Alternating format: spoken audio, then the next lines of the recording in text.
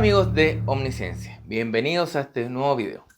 Hoy vamos a tratar un tema que hace muchos años que causa controversia y al parecer aún hay mucha gente que no tiene muy claro el tema. Y es si los videojuegos causan o no violencia en la gente, en particular en los niños y adolescentes.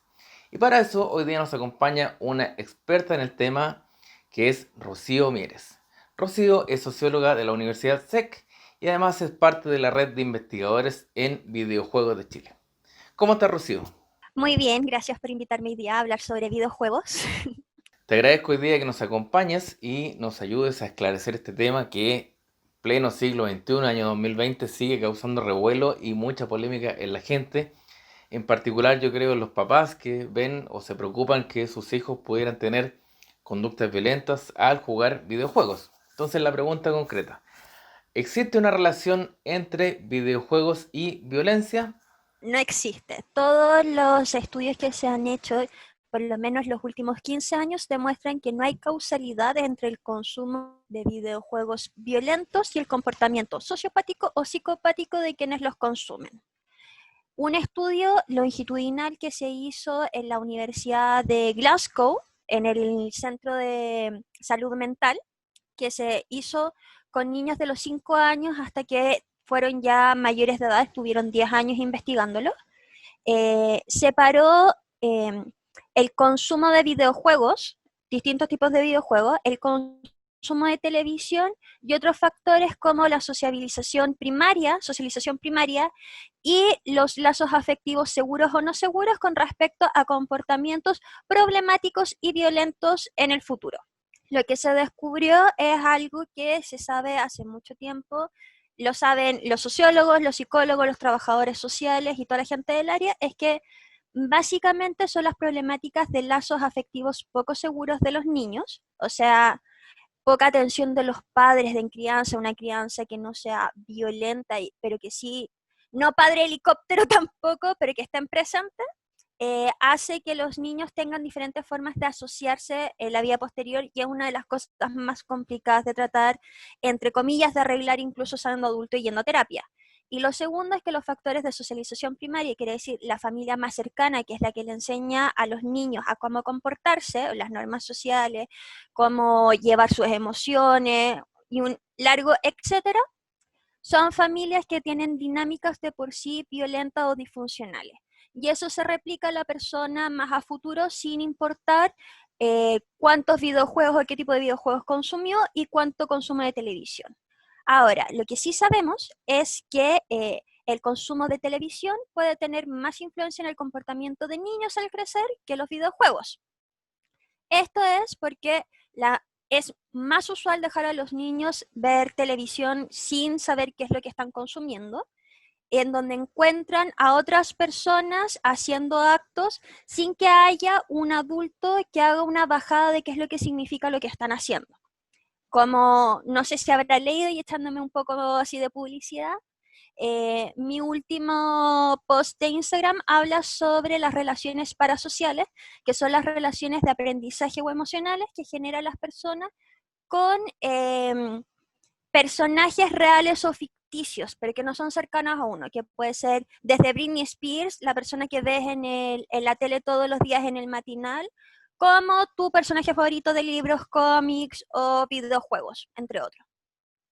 El tema es que como son imágenes, representaciones de qué es a lo que seguir y otra forma de socialización más como secundaria o terciaria, podríamos decir, eh, que no está filtrada porque no hay preocupación de alguien que diga, ojo, mientras los niños están empezando a crear sus propios filtros sociales, criterios, etcétera, definición del bien y el mal, lo que es adecuado, lo que no es adecuado, es más fácil que imiten ese tipo de comportamiento. Ahora, lo que sí se sabemos es que desde los 4 años los niños empiezan a lograr separar lo que es fantasía de realidad y el hecho de que los videojuegos no sean tan realistas en general como podría ser ver a un actor de carne y hueso en una película o en una serie o la gente de los matinales, es más fácil que los niños logren diferenciar qué es fantasía. Ahora, de todas formas, se recomienda que los padres le hagan caso a las etiquetas de los videojuegos, como es el PEGI, que es Hay contenido que es para niños y hay contenido que es para adultos y por algo es para adultos, que es como no queremos niños que vean escenas de violencia, consumo de drogas, consumo de medio de alcohol, malas palabras o sexo a edades muy tempranas porque eso podría generar cierto problema. Pero de todas las cosas que pueden influir porque una persona tiene comportamientos violentos o sociopáticos, de la niñez hacia la adultez, los videojuegos no son una causa. De acuerdo, pero en la televisión, por ejemplo, uno no ve una violencia tan explícita como si se ve en juegos, por ejemplo, como Mortal Kombat, donde hay desmembramientos, donde hay cortes de cabeza y cosas incluso más terribles, o en otros juegos como, no sé, Resident Evil, donde también hay zombies y explotan cosas, explotan seres vivos. Entonces me da la sensación de que eso pudiera ser incluso más violento que lo que uno ve en televisión. Son violencias que son tan duras que son irreales. Aparte, estás viendo personajes que no son completamente humanos. Los niños logran en general saber que es fantasía, porque aparte tienes que hacer un proceso para acceder al juego. La televisión tú la prendes y tienes noticias todo el día de persona violó a otra, asesinatos, robos, violencias que nosotros tenemos más normalizado de que suceden, así como estadísticamente son cosas que suceden, pero un niño no tiene por qué saber que eso es algo que no debería suceder o que no es una forma de resolver conflictos. Aún así tenemos películas o series en donde vemos mansplaining, violencia sistemática, racismo, que como está hecho por otras personas y no hay un adulto que está haciendo un filtro, que es como, esto es fantasía, esto está mal, esto está bien, esto es en un cierto contexto, esto no te corresponde estar viéndolo, es mucho más fácil que permee la psiquis de un niño. Esa es la diferencia, porque De el acuerdo. juego requiere más pasos para poder llegar al mismo. Perfecto. Porque necesitas una consola, necesitas un computador, necesitas meterte al programa, necesitas, hay muchos más filtros. Y incluso es más fácil ponerle un control parental que es como, no, punto.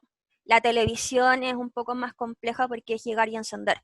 Ok, entonces está claro que no hay una relación entre videojuegos y violencia. Pero sí de repente yo he visto que un gamer, un chico, una chica está jugando y se molesta, se frustra y yo he visto a algunos hasta que ha lanzado su control porque se molestó, se picó, como se dice en buen chileno, con el videojuego. ¿Qué ocurre con esta situación? Es normal en el sentido que es un fenómeno que sucede muchas veces, pero eso tiene que ver nuevamente no con el videojuego como tal, porque los videojuegos tienen estímulos que son de placer o adversos. Funciona los videojuegos, los juegos análogos, lo que tú quieras ver. Es como los juegos, las películas de susto, te dan estímulos adversos porque quieren asustarte. Si tú quieres ganar, te van dando premios, etcétera, etcétera, etcétera. Pero en general hay otro fenómeno que está por debajo, que es a las personas no se les suele enseñar inteligencia emocional, que es cómo conllevar de forma sana las emociones que uno puede tener y sobre todo el manejo de la frustración. Y esa falta como de enseñanzas previas que se supone que se tienen que dar por fuera a través de la socialización y la enseñanza como tal, explotan sobre todo en temas competitivos o juegos que son extremadamente difíciles. Por ejemplo, podríamos decir Dark Souls, que la gracia del Dark Souls es que mueres y que es un juego que te frustra constantemente. Entonces, las personas que no han generado un nivel propio de control de la propia frustración, de decir como, ¿sabes qué? Este es mi límite, acá paro, me voy a dar una vuelta, me tomo un café, no sé, y después vuelvo o juego mañana, siguen y se quedan en un loop. Y eso es por falta de, no es control emocional la palabra, es como cómo llevar de forma correcta las emociones, que es como, sí, estoy enojado, pero hay un límite, hay un cierto nivel de comportamiento. Entonces, es normal que los niños más pequeños, sobre todo antes de la adolescencia, tengan un bajo nivel de tolerancia a la frustración. Lo tienen todos los niños, desde no puedo encender el botón, no me puedo poner los zapatos, pero cuando no se intercede para que aprendan que es como, está bien, cálmate, intentémoslo de nuevo, más rato, lo que te pasa es que estás frustrado, pensemos de nuevo, es como, puede haber una opción, una solución aparte. Como no está esa enseñanza, llegamos a adultos o adolescentes que tampoco tienen tolerancia a la frustración y se quedan en un comportamiento que es más o menos infantil. Ahora, lo que sí sabemos es que los videojuegos ayudan, no los serious games, que son juegos hechos para que las personas aprendan, sino que videojuegos, los que tú juegas por ocio, sobre todo los que son competitivos, suelen generar cierto nivel de aprendizajes de habilidades blandas y de diferentes tipos de conexiones que se pueden utilizar. Esto siempre se da en usuarios que juegan por lo menos más de 2 horas a la semana y hasta como 25 horas en promedio a la semana, que es un usuario de un consumo promedio. O sea, el que tiene todos los beneficios. Menos de eso no tienes ningún beneficio y más de eso podríamos estar en lo que es consumo problemático, que eso lo podemos profundizar después. Bueno, parte de habilidades, por ejemplo, liderazgo, empatía, control, inteligencia espacial, por decir solo algunas, se pueden adquirir a través de el consumo de videojuegos. Y eso está demostrado a diferentes niveles. Entonces, si un niño es expuesto con otra persona, con un autorresponsable, un cuidador, y juega y pierde, puede aprender manejo de la frustración desde una edad mucho más temprana y de una forma más lúdica, hace que la gente aprenda de forma mucho más rápida, porque no es como, ¡oh, qué paja, tengo que aprender! No es leer un libro, no es hacer un ejercicio, sino que estás haciendo algo que se supone que a ti te gusta, que es de hecho la función que tienen los juegos en la infancia, que es una forma de socializar reglas sociales o aprender adquisición de ciertas habilidades. Tú dices que 24 o 25 horas a la semana pudiera estar dentro de lo normal, pero si una persona está de repente más tiempo jugando, por ejemplo, en su teléfono, eso podría indicar una conducta adictiva, ¿no? Es complejo porque en general lo que sabemos desde la psicología, vuelvo a decir, yo soy socióloga, no soy psicóloga, yo estoy acá haciendo un rol de divulgación científica más que nada, es que la mayoría de las personas que han demostrado tener un cierto grado, digamos, que de adicción a los videojuegos, el videojuego de por sí no es la problemática, sino que es un síntoma usualmente de una depresión o crisis de angustia anteriores que no han sido tratadas.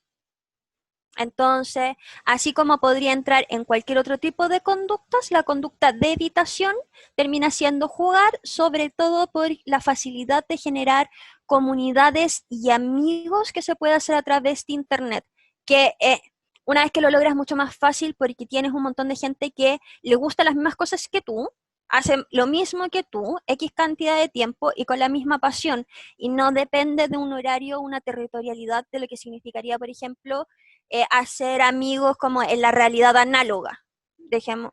Tratémoslos como así, realidad virtual y realidad análoga. Ambas son realidades para la persona, viven ambas, en una combinación de ambas. Entonces, mucho más fácil que termine prefiriendo por temáticas de adversión verterse en lo digital. Ahora, es una persona que sí requiere ayuda de un especialista. Ahora, la problemática es que hasta que esa persona no vea que tiene un problema, no se lo puede obligar a ir a terapia porque no va a servir de nada. Ahora, de que hay adicción a los videojuegos, es verdad. Los videojuegos activan partes del cerebro con relación al placer. La posibilidad de generar una adicción conductual, porque no es química, sino que es de conducta a los videojuegos, es realmente súper baja. Es menos de un 1% de la población que consume videojuegos. Ahora, uno dice sobre 25 horas, pero es complejo porque, por ejemplo, las personas que trabajan testeando videojuegos, haciendo videojuegos o que son jugadores profesionales, pasan más de 25 horas consumiendo videojuegos, pero eso no es una adicción, es un trabajo. Cuando estamos hablando de adicciones conductuales hay que tener mucho cuidado y ver un poco caso a caso, pero principalmente si es una persona que descuida su vida, condiciones básicas, que es, por ejemplo, no se está duchando, no está comiendo, no está durmiendo, no es capaz de mantener interacciones básicas con otros, estamos con una persona que está en un riesgo. Si la persona es total y completamente funcional, pero pasa más de 25 horas, sabéis que prefiere estar en el mundo digital, pero no es un problema. porque está siendo funcional. Esa es como la palabra clave.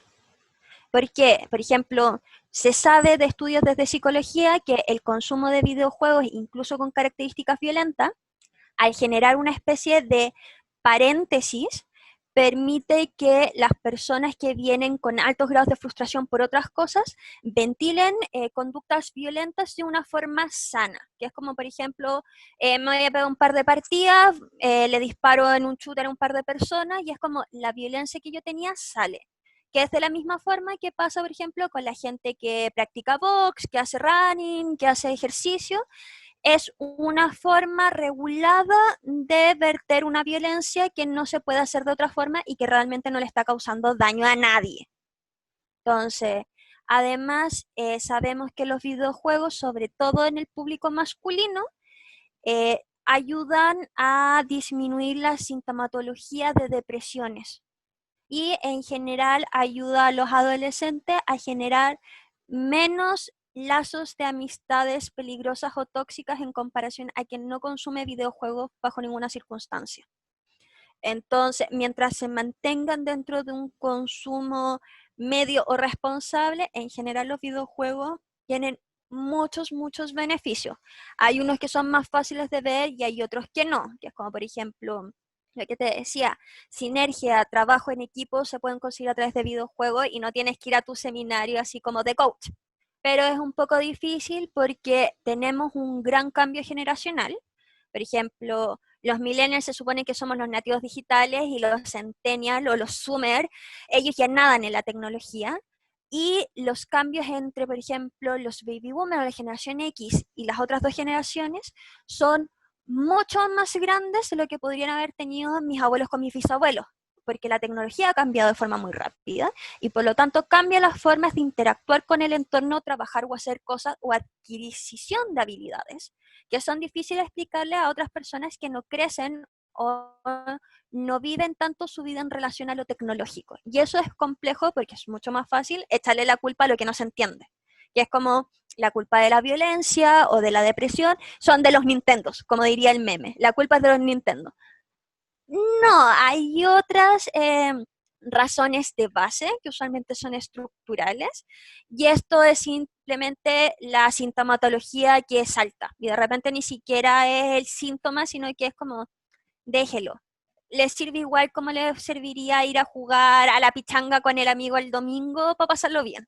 Ahora cuéntanos un poquito, para aclarar más el tema, sobre la metodología con la cual se llegan a estas conclusiones. Es decir, uno podría pensar, en base al sentido común, que por ejemplo una universidad toma un grupo de jugadores, 100, 200 personas por ejemplo, y los ve jugar, los analiza, registra los datos y después se les hace un seguimiento durante un periodo de tiempo para evaluar si efectivamente hay conductas violentas. Yo supongo además que habrá test psicológicos. Bueno, cuéntanos un poco más cómo es la metodología para llegar a estas conclusiones. Hay diferentes metodologías para diferentes tipos de estudios en general. Sabemos, por ejemplo, que los relación a comportamiento, consumo de videojuegos y salud mental están en Oxford y están en la Universidad de Oxford y en la Universidad de Glasgow. Ambos han encontrado básicamente lo mismo. Hay estudios que se siguen a personas que es como desde que van a entrevistas, desde que se ven niveles químicos, que se ve su comportamiento, o sea, hay alguien que lo sigue, o se le saca fotos o videos, se le hace encuestas, test psicológico, incluso nivel de actividad cerebral, antes, durante y después de jugar videojuegos. Así como encuestas, entrevistas a profundidad, etnografía, hay, mira, hay de todo, porque la metodología de la investigación es algo que es un crisol, es súper rico y ya hay millones de formas de hacerlo porque va desde comportamiento, desde consumo, desde gasto de dinero, desde la perspectiva del mismo jugador, desde qué es lo que le está pasando bioquímicamente al cuerpo, dilatación de pupilas, comportamiento después, qué es lo que piensan las otras personas en relación al comportamiento de antes después. Pero esos papers están y en general son públicos. Entonces, yo lo que les recomiendo es que de repente si tienen alguna duda, bueno, hay gente como yo que se dedica a hacer divulgación, que es como yo tengo los papers, se los puedo compartir, en general son públicos. Están en inglés, eso sí, que es una de las principales barreras que podría haber con respecto a eso. Pero se pueden buscar. son públicos.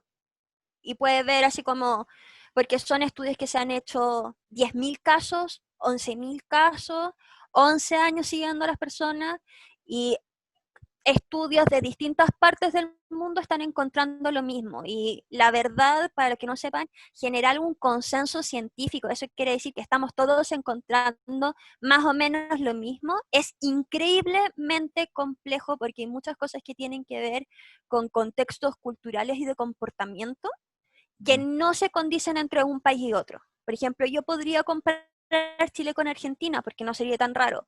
Podría, no sé, fuera de Latinoamérica, compararlo con España, que es uno más parecido, pero no podría compararlo con China, no podría compararlo con Finlandia. Pero aún así, China, Finlandia, Chile, España, Alemania están encontrando lo mismo, que es consumo moderado, puras buenas noticias, consumo problemático se debe a otras cosas y, bueno, es problemático. Es como de la persona, es como desde el chiquillo, por ejemplo, que pasa todo el día en la calle jugando pichanga, que va a tener problemas, lo mismo. Entonces, lamentablemente, no es la culpa de la televisión, no es la culpa del rock and roll, no es la culpa de los videojuegos. Estas investigaciones, Rocío, se aplican solamente para personas que juegan en el PC o en una consola, o también uno los puede aplicar a personas que juegan, por ejemplo, en su teléfono celular. Hay un poco de todo. En general, estos estudios que se hacen, las personas no suelen jugar en solo una plataforma, porque en general uno juega en tiempos muertos en el celular, que tiene un otro jueguito, Candy Crush Saga, y tiene una consola principal para jugar, que suele ser el computador, o una consola extra. En general estamos hablando de que las personas suelen tener acceso a 3 plataformas de juego, dependiendo de la intensidad que quieran de juego. Es como tienes una, no sé, tienes una consola de casa, tienes un computador que es para cualquier otra cosa, pero igual lo ocupas para jugar o consumir temáticas de videojuegos, más el celular. Entonces, siempre tenemos entre 2 y 3 consolas o plataformas que podemos considerar. ¿En qué plataforma consumas? No cambia tu comportamiento. A lo máximo va a haber temáticas que es como, si juegas en el celular, te va a salir este callo que es el típico de apoyar el celular de alguna forma así, que te va a pasar igual que si te gusta sacar fotos, chatear todo el rato. O alguna otra lesión que es como por ejemplo la lesión del que está en el computador, que es la tendinitis versus que es si ocupas un mando, que puede ser dedo pulgar en vez de muñeca y codo. Pero son lesiones que se pueden generar cualquier persona que consuma, por ejemplo, que pasa mucho tiempo el computador. Digamos, digitadores tienen las mismas problemáticas. Personas que trabajan mucho el celular tienen las mismas problemáticas. Es como, la verdad, no hay mucha diferencia. No.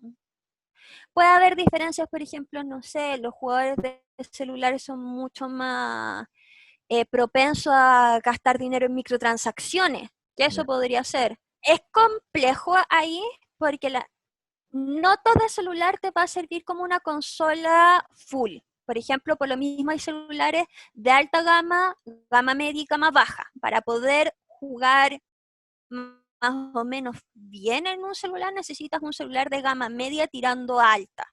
Sea chino, sea alemán, necesitas tirando a gama alta. Ahora, el precio de consolas portátiles no es tan alto. Bueno, no era tan alto antes del COVID, es como digamos que ahora subió.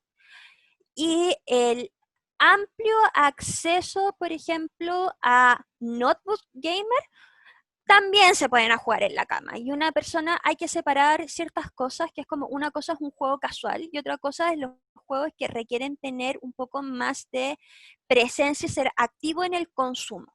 Las personas que están muy cansadas van a ver tele, porque la tele es un acto pasivo.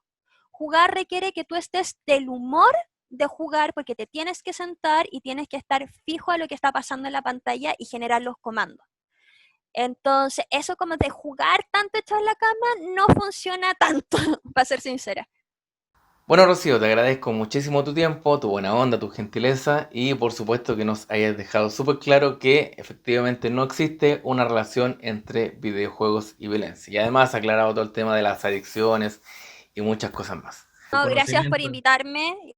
Cuando necesiten y cualquier cosa se pueden pasar o por el blog que tengo, por Medium, que no lo actualizo tanto, pero también por mi Instagram, que me dedico a hacer divulgación sobre estos temas entre consumo de videojuegos e eSport, por si les interesa.